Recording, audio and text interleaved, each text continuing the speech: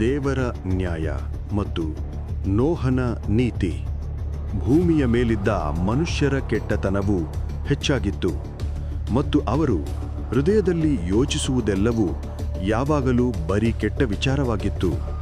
ಯೆಹೋವನು ಇದನ್ನು ನೋಡಿ ಭೂಮಿಯ ಮೇಲೆ ಮನುಷ್ಯರನ್ನು ಉಂಟು ಮಾಡಿದ್ದಕ್ಕೆ ಪಶ್ಚಾತ್ತಾಪಪಟ್ಟು ಹೃದಯದಲ್ಲಿ ನೊಂದುಕೊಂಡು ತಾನು ಸೃಷ್ಟಿಸಿದ ಮನುಷ್ಯ ಜಾತಿಯನ್ನು ಹಾಗೂ ಸಕಲ ಮೃಗ ಕ್ರಿಮಿ ಪಕ್ಷಿಗಳನ್ನು ನಾಶ ಮಾಡಲು ನಿರ್ಧರಿಸಿದನು. ಆದರೆ ನೋಹನಿಗೆ ದೇವರಾದ ಯೆಹೋವನ ದಯೆ ದೊರಕಿತು. ಅವನು ಆ ಕಾಲದಲ್ಲಿ ನೀತಿವಂತನು, ತನ್ನ ಕಾಲದವರಲ್ಲಿ ತಪ್ಪಿಲ್ಲದವನು ಆಗಿದ್ದು ದೇವರೊಂದಿಗೆ ಅನ್ಯೋನ್ಯವಾಗಿ ನಡೆಯುವ ವ್ಯಕ್ತಿಯಾಗಿದ್ದನು. ಅವನಿಗೆ ಶೇಮ್, ಹಾಮ್ ಮತ್ತು ಯೆಫೆತ್ ಎಂಬ 3 ಮಕ್ಕಳಿದ್ದರು. ದೇವರು ನೋಹನಿಗೆ ಎಲ್ಲ ದೇಹಿಗಳ ಅಂತ್ಯವನ್ನು ತೀರ್ಮಾನಿಸಿದ್ದೇನೆ ಎಂದು ಹೇಳಿ, ನೀನು 300 ಮೊಳ ಉದ್ದ, 50 ಮೊಳ ಅಗಲ ಮತ್ತು 30 ಮೊಳ ಎತ್ತರದ ಅನೇಕ ಕೋಣೆಗಳುಳ್ಳ ನಾವೆಯನ್ನು ತುರಾಯಿ ಮರದಿಂದ ಮಾಡಿ ಅದಕ್ಕೆ ಬೆಳಕು ಕಂಡಿಯನ್ನು ಮತ್ತು ಬಾಗಿಲನ್ನು ಇಡಬೇಕು ಎಂದು ಆಜ್ಞಾಪಿಸಿದನು.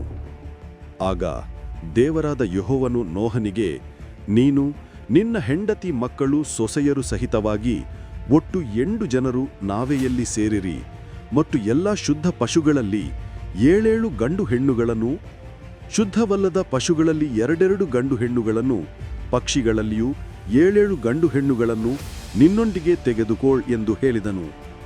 ನೋಹನು ಯೆಹೋವನು ಆಜ್ಞಾಪಿಸಿದಂತೆ ಮಾಡಿದನು. ಸಕಲ ವಿಧವಾದ ಪಶು, ಪಕ್ಷಿ, ಕ್ರಿಮಿ, ಕೀಟಗಳು ಗಂಡು ಹೆಣ್ಣಾದಿ ದೇವರು ಆಜ್ಞಾಪಿಸಿದಂತೆ ನೋಹನ ಕುಟುಂಬ ಸಮೇತವಾಗಿ ನಾವೆಯಲ್ಲಿ ಸೇರಿದರು. ಯೆಹೋವನು ಬಾಗಿಲನ್ನು ಮುಚ್ಚಿದನು. ನೋಹನ 600ನೇ ವರ್ಷದಲ್ಲಿ 40 ದಿನ ಮತ್ತು 40 ರಾತ್ರಿಗಳ ಕಾಲ ಮಳೆ ಸುರಿಯಿತು. ಜಲಪ್ರಳಯದ ನೀರು ಎಲ್ಲ ಎತ್ತರದ ಪರ್ವತಗಳನ್ನು ಮೀರಿ ಏರಿತು.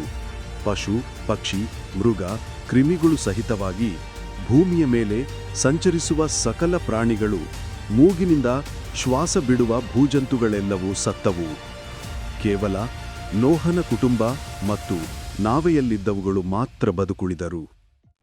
ಜಲಪ್ರಳಯದ ನೀರು 150 ದಿನಗಳ ಕಾಲ ಭೂಮಿಯನ್ನು ಮುಚ್ಚಿತ್ತು.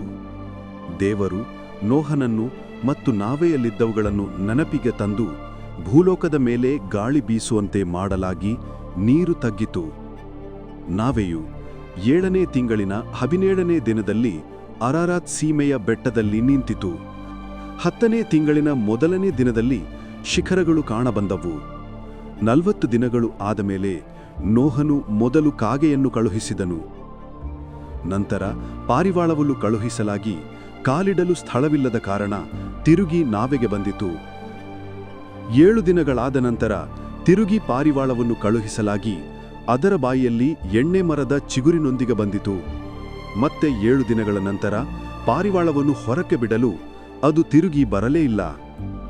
ನೋಹನ 601ನೇ ವರ್ಷದ 2ನೇ ತಿಂಗಳಿನ 27ನೇ ದಿವಸದಲ್ಲಿ ಭೂಮಿಯು ಸಂಪೂರ್ಣವಾಗಿ ಒಣಗಿ ಹೋಗಿರಲು ದೇವರು ನೋಹನಿಗೆ, ನೀನು ನಿನ್ನ ಕುಟುಂಬ ಸಮೇತವಾಗಿ ನಾವೆಯಲ್ಲಿರುವ ಪ್ರತಿಯೊಂದು ಜೀವಿಗಳು ನಾವೆಯಿಂದ ಹೊರಕ್ಕೆ ಬರಲು ಹೇಳಿ ಅವರನ್ನು ಆಶೀರ್ವದಿಸಿದನು. ನೋಹನು ನಾವೆಯಿಂದ ಹೊರಕ್ಕೆ ಬಂದು ದೇವರಿಗೆ ಯಜ್ಞವೇದಿಯನ್ನು ಕಟ್ಟಿ ಸರ್ವಾಂಗ ಹೋಮವನ್ನು ಅರ್ಪಿಸಿದನು. ದೇವರು ನೋಹನಿಗೆ, ಇನ್ನು ಮೇಲೆ ಎಲ್ಲ ಪ್ರಾಣಿಗಳು ಪ್ರಳಯದಿಂದ ನಾಶವಾಗುವುದಿಲ್ಲ, ಇನ್ನು ಮುಂದೆ ಭೂಮಿಯನ್ನು ಹಾಳು ಮಾಡುವ ಪ್ರಳಯ ಬರುವುದೇ ಇಲ್ಲ ಎಂದು ಪ್ರತಿಜ್ಞೆ ಮಾಡಿ ಮೇಘಗಳಲ್ಲಿ ಮುಗಿಲು ಬಿಲ್ಲನ್ನು ಗುರುತಾಗಿ ಇಟ್ಟನು. ಈ ಕಥೆಯಿಂದ ನಾವು ದೇವರನ್ನು ಆತುಕೊಂಡು ದೇವರ ಮಾತಿನ ಪ್ರಕಾರವಾಗಿ ಜೀವಿಸುವಾಗ ಲೋಕಕ್ಕೆ ಬರಲಿರುವ ದೇವರ ನ್ಯಾಯ ತೀರ್ಪಿನಿಂದ ನಮ್ಮನ್ನು ತಪ್ಪಿಸಿ ರಕ್ಷಿಸುವನೆಂಬುದಾಗಿ ತಿಳಿಯಲು ಸಾಧ್ಯವಾಗುತ್ತದೆ. ಇನ್ನೂ ಹೆಚ್ಚಿನ ಬೈಬಲ್ ಕಥೆಗಳಿಗಾಗಿ ಆಸರೆ ಟಿವಿ ಚಾನಲ್ ಅನ್ನು ಸಬ್ಸ್ಕ್ರೈಬ್ ಮಾಡಿ.